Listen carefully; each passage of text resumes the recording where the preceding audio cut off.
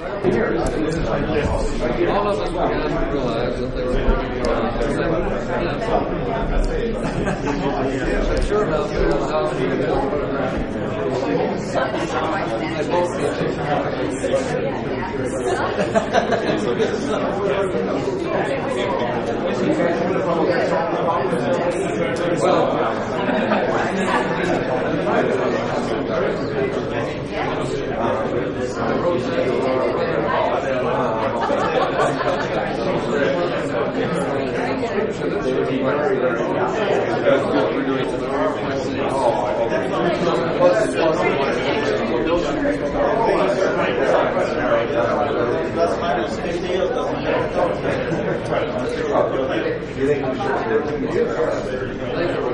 the use of these is very short.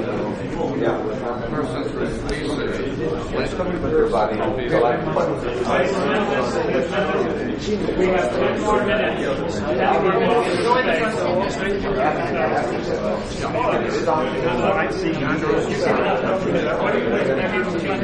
No, I haven't.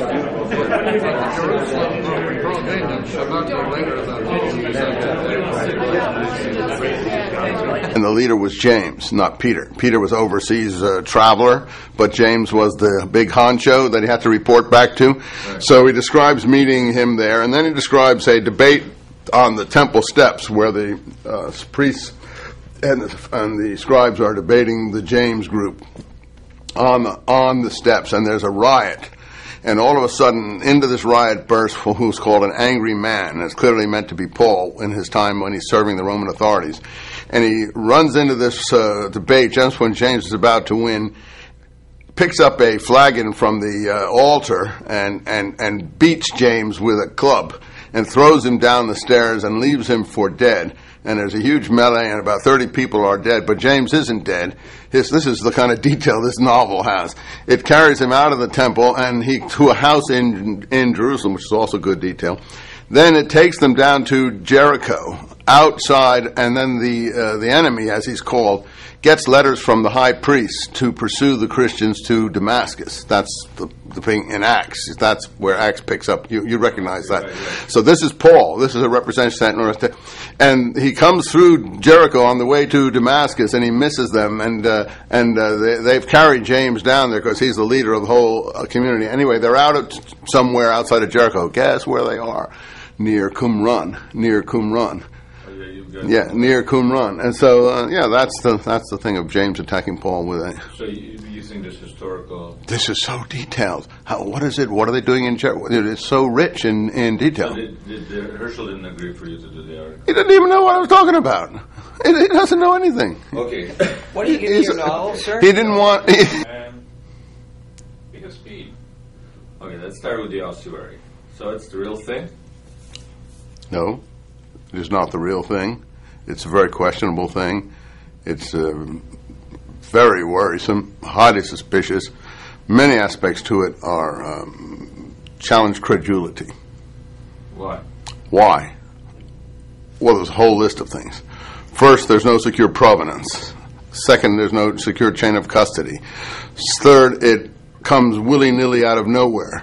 Suddenly appears on the scene just when James is being talked about. You know, for the last 5 years, there have been a series of books on James, primarily including my own, which is a 1,000-page Penguin, James, the brother of Jesus.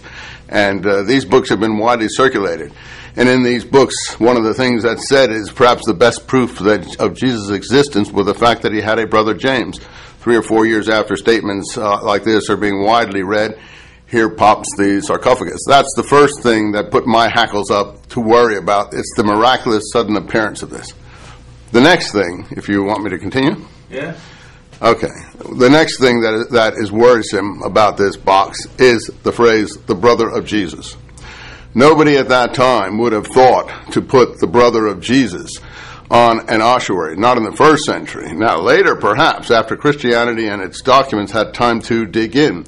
The point was, James was rarely called this. James was famous in his own time. James was an overarching figure in Jerusalem known as the Just One. People used to walk up to James and touch his clothes as a holy man when he walked through these streets. He was probably a leader of a movement like the Essenes, if not the Essenes. Anyway, he was a tzaddik who everyone admired and knew about.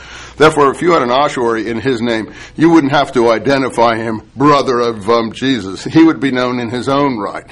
And it's like the person who added brother of Jesus wants us to know which James this was. So a later generation, or even someone in our own time, that's what I've said generally, that's too pointed, it's too perfect. It's like, oh, hello, 20th century, do you want to know who this is? It's the brother of Jesus, you know, and someone's written it out there. That's a second problem. But I would even worry about a third problem. The James, the son of Joseph, Jacob, the son of Joseph, the first part. Now I'll get to that in a moment. That's not to say the two problems with the inscription itself. Now, we had professional paleographers supposedly looking at this. Look, I want to tell you, even an amateur could see that there are two hands there and that the two parts of the inscriptions don't match. One is deeply incised in a formal style. When I saw it in the museum, I was staggered because the pictures don't do it justice. The pictures looks like they've been sort of, enhanced, because you can hardly read the second part because it's so dim and it's done with such a clumsy tool. The first part just jumps right out, and it's not just because it's been clean. It's been done with a different, more precise tool. It's a formal hand.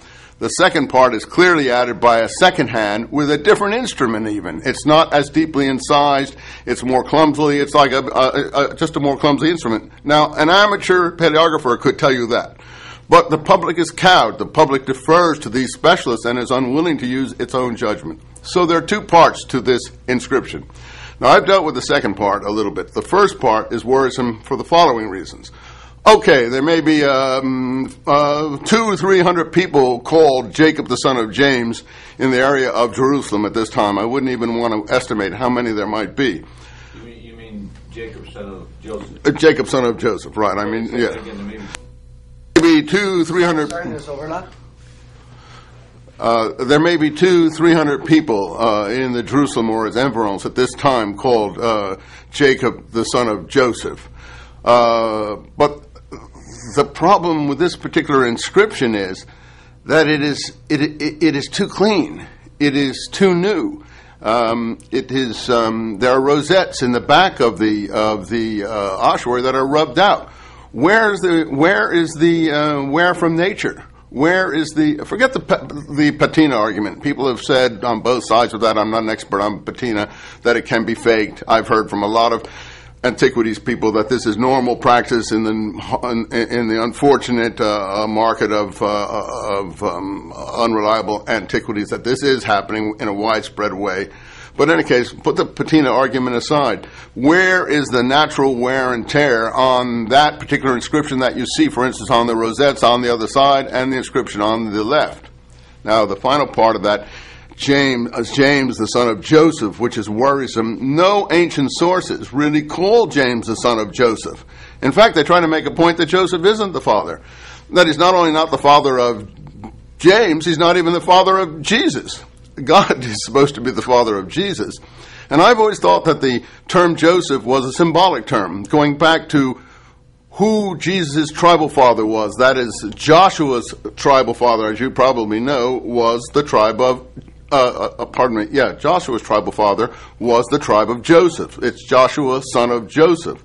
Also, in Jewish culture, we have two Messiahs, the Messiah ben David and the Messiah ben Joseph. And this seems to fit in with those kinds of allusions. In the actual text, we hear that James is the son of Cleophas and Mary, or someone called Cleopas and Mary. Another document in the Gospels calls him James the son of Alphaeus, a corruption of Cleophas. So we have lots of names whom James may have been the son of. This Cleophas character, you see, is how the Gospel of John uses this character to develop the idea that James is not really a brother of Jesus, but his first cousin.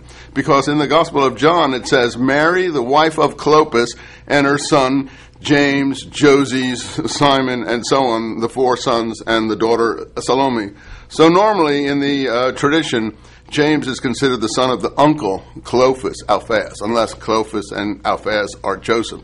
So even the Joseph part from a specialist, who I consider myself to be, and honestly, the people we're talking about may be specialists in paleography or patina, but they're not specialists in history and text, and they don't know these traditions.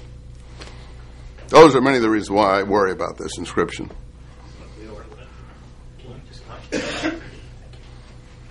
But on that... Sorry for that long-winded response. No, we can edit. I'm sure. Where are you? I'm good. Are you good? Yeah. Does he need to turn towards me a little bit more? Yeah, I mean, Yeah. Stop. This way. Stop. what I'm getting is because of all the movement, I'm getting some hit. I move. I'm sorry about You that. No, it's okay. No, I'm getting some glasses hit lights. That's all. I'll take them off if you want. Do you see without them? I can see you. But we've done this much with them. Come on, might as well continue. Oh, yeah, put the glasses on. I'm handsomer with the glasses. So it's only now and then that I get it depending. Covers up my ugly eye insets. So you okay? Yeah, it's good. So, I'm not a scholar on this matter, but I thought there were two Jameses. There was a Cleophas, and he's seems to be a cousin. There's a bunch of Jameses. Cleopas is supposed to be the brother of Joseph. Of Joseph. So but that doesn't preclude the idea that Joseph also had a son named Diaco. Well, let's not get too Byzantine about this.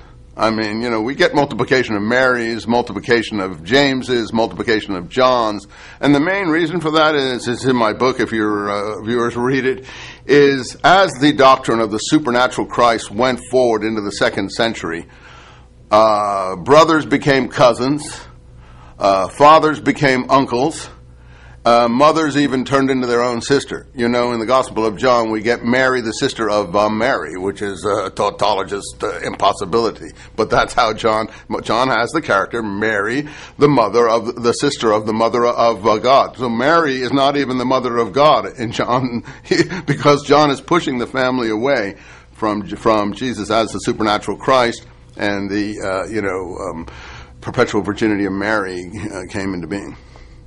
So I wouldn't worry about this multiplication of like-named persons. I sort through all that. But if there was, to you, is Jesus a historical figure? He is an historical figure insofar as his brother is an historical figure. Jesus is an historical figure insofar as his brother is an historical figure. I said in the article I wrote recently, it isn't the question whether Jesus has brothers, there for sure. It's the question whether the brothers have a Jesus. And what I meant by that is, Jesus is historical, but the documents about him may not be reliable. The problem is, the documents about him are so beloved, so much part of our culture, that people have a knee-jerk reaction to them. Oh, Jesus, son of Joseph and Mary. All these are like shibboleths, platitudes of our society. The point is that there certainly was a Jesus, but what we know about him is very dim and indistinct, and those documents were written a good deal further along in time, and often retrospectively, and with an agenda. They were written primarily from a Pauline Gentile Christian point of view to make the Jesus figure, in typical Hellenistic writing, the writers claim the figure, the way Plato claimed Socrates, make the Jesus figure more or less a mouthpiece for their position. So I don't accept the narrative picture of Jesus. I do think that the picture of James would be very much like what Jesus would have been. So in a way, to get to the historical Jesus, you have to go through James. There you go. Once you've solved the problem of the historical James, you have willy-nilly, you've got the end of my book. Solve the historical Jesus. The last sentence in my book read, who and whatever James was, so was Jesus. Because these two brothers were obviously very close. One succeeded the other. The other died much, much earlier. The facts about him have been overwritten by all kinds of theological and other Gnostic tendencies over several centuries until we finally get the potpourri in the final form we call the Gospels. These Gospels develop in the form we know them over 2 or 3 centuries. There may be early parts to them, but there are much later parts too. So that's retrospective writing.